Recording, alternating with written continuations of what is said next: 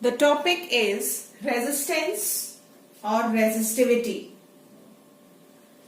You have been told in the previous video that resistance depends upon the number of collisions taking place of the electrons with other electrons as well as with the atoms or the ions present.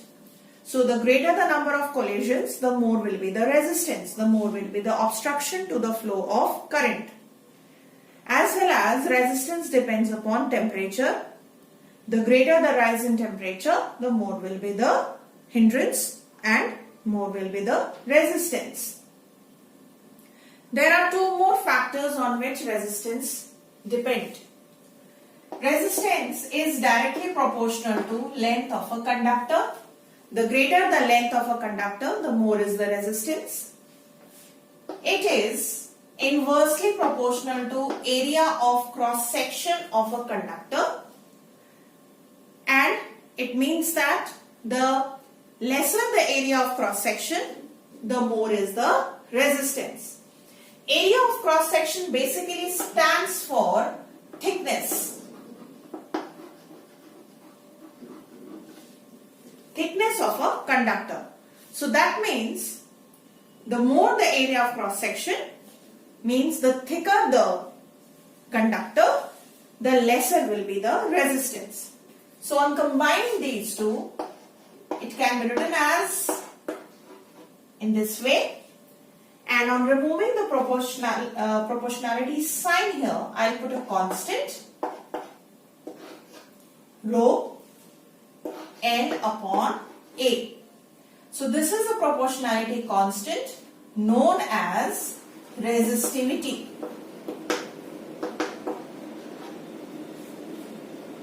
Numerically, resistivity is Ra upon L. Again, children, this is just a numerical, this is a formula only to find resistivity of any substance. This is not the definition of resistivity. So as per this formula, if you want to find the unit of resistivity, it will come out to be ohm meter, which is the SI unit of resistivity. So this formula of resistivity, if we apply certain restrictions in this formula, then we will get the definition of resistivity. If I assume that I have a conductor of area of cross section 1 unit and length 1 unit, then on putting these two values in that formula, I will get rho equals to R, and this defines resistivity. For unit length of a conductor and for unit area of cross section of a conductor, resistivity is equal to the resistance of the conductor. That means resistivity is nothing but a particular case of resistance whose in whose definition we have fixed the values of A, which is the area of cross section, and L, which is the length of a conductor, and hence resistivity is also known as a specific resistance, because here we have specified a particular value or a number to A and L. So according to the definition of resistivity, it is the resistance offered by a conductor of unit length and unit area of cross section. Since we have fixed A and L, so rho becomes constant. That means resistivity is a constant quantity. which will change only if the nature of the conductor is changed. However, this does not hold true for resistance. In order to change the resistance, you can change the length. As you can observe here, that resistance is directly proportional to length and inversely proportional to area of cross section, which means that if I want to change the resistance, I may change the length of the conductor, I may change the thickness of a conductor, but the specific resistance will remain the same unless and until I change the nature of the material. That means 1 meter copper rod and I have one more copper rod of 2 meter, then the resistance of these two copper rods will be different because their length is different. But the resistivity of copper rod, both the copper rods will remain the same. So resistivity depends only on the nature of the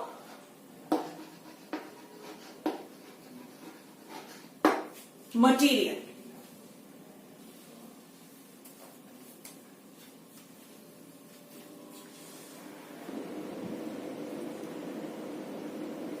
The topic is resistance in series and resistance in parallel. To begin with, I have taken 3 different threads A, B and C, and we can tie them in many different ways. But I have taken up only 2 ways of tying them. In the first way, I have tied them in an end-to-end fashion. The end of the first one joined with the end of the second one. The end of the second one joined with the end of the first one. Similarly, if you tie them in a circular manner, then also they are joined from end to end, in an end-to-end manner. So what is to be observed here?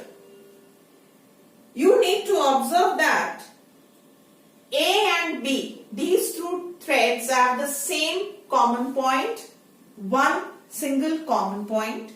Similarly, threads B and C have also one single common point. When they are joined in a circular way, then also A and B threads have one common point, B and C have one common point, C and A again have one common point. So this is known as end-to-end tying of the threads. Now look at the another way of tying them. In the next figure, you have more than, you must have seen that these threads have more than one common point. A has 2 common points, this one, that one. B also has 2 common points. C also has 2 common points. That means in this particular arrangement, the threads have more than one common point. Unlike in the previous case, where the threads used to have one common point only. And this gives rise to the 2 combination. The first one is known as series combination or resistances in series, and the second one is the combination known as resistances in parallel. That means instead of threads, if I take resistances and I join them from one end to the another end of each of the resistor, then they are forming a series combination. And if I am joining them in that particular way, where they have joined in such a way that they have more than one common point, then the resistances are said to be in parallel. So let us see what happens in a series and a parallel combination of resistances. Here I took 2 resistances R1 and R2, and they are joined in the way the threads were joined earlier. That means end to end. So R1 and R2 has one particular common point. And A and B are the two terminals, two ends of this entire combination. If I want to start at A, now there is a starting point for current. This was told you in the very beginning, that when current flows in a circuit, it has a starting point and an ending point. So if the current wants to start from A and wants to reach point B, then it will have to pass through both R1 and R2. This current, let's say I, won't be able to reach point B if it skips R1, either R1 or R2. Hence, this particular combination is a series connection. That means current will not be able to skip any of the resistances which are joined in series. In order to reach its destination point B, it will have to pass through R1 as well as R2. If I keep one more resistance over here joined with the end of R2, then it will have to pass through all the three resistances. This is a series combination. So this has to be kept in your mind, that current flows I, same current flows through R1 as well as through R2. And current will flow only when the potential difference is applied. I have not drawn the remaining diagram now, but it will be told to you later. Now let's see what happens in a parallel combination.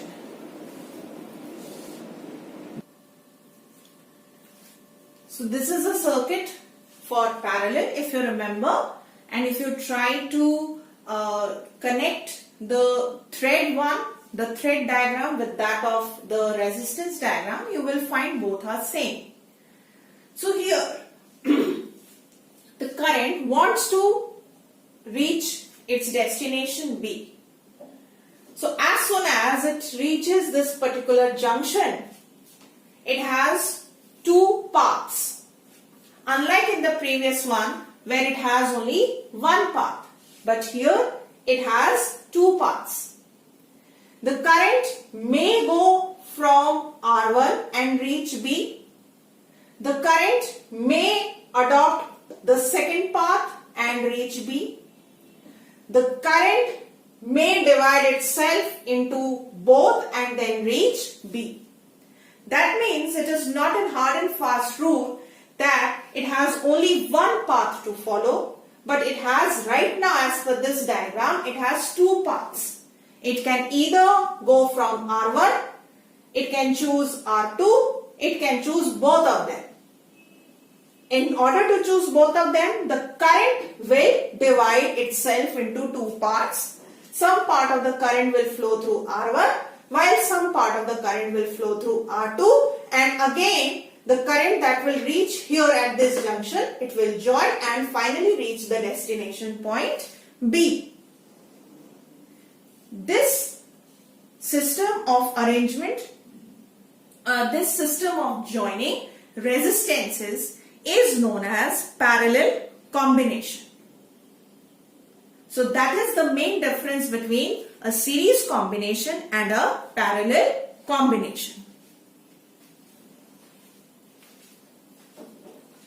Now suppose a circuit where you have one more resistance, let that be R3, and it has joined in this way with the resistance R2. So current I has to go point B. So definitely it will pass through R1. Now,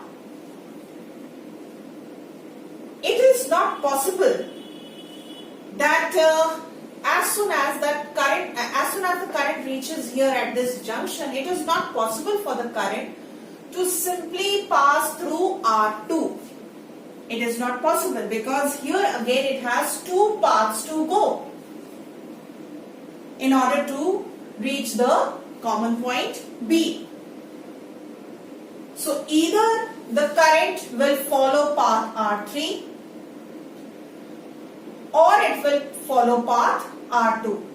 That means it has options. It is not that in the previous case when it was bound to go from R2. Here it has option that either it can follow R3 path or R2 path. It can divide itself into two parts and finally reach point B, which means that R2 and R3 are in parallel with each other. Because here current has been given option.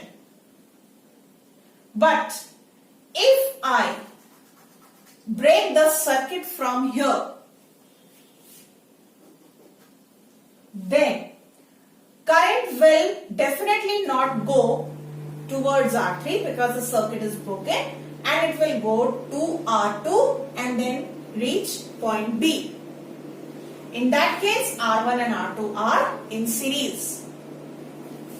Another condition, if I break the circuit from here, then current will go to R1, will pass through R1 and then it will follow R3, and in that situation R3 and R1 will be in series with each other. So that is how it is, and this is how you determine whether whether in a circuit the resistances are in series or in parallel to each other.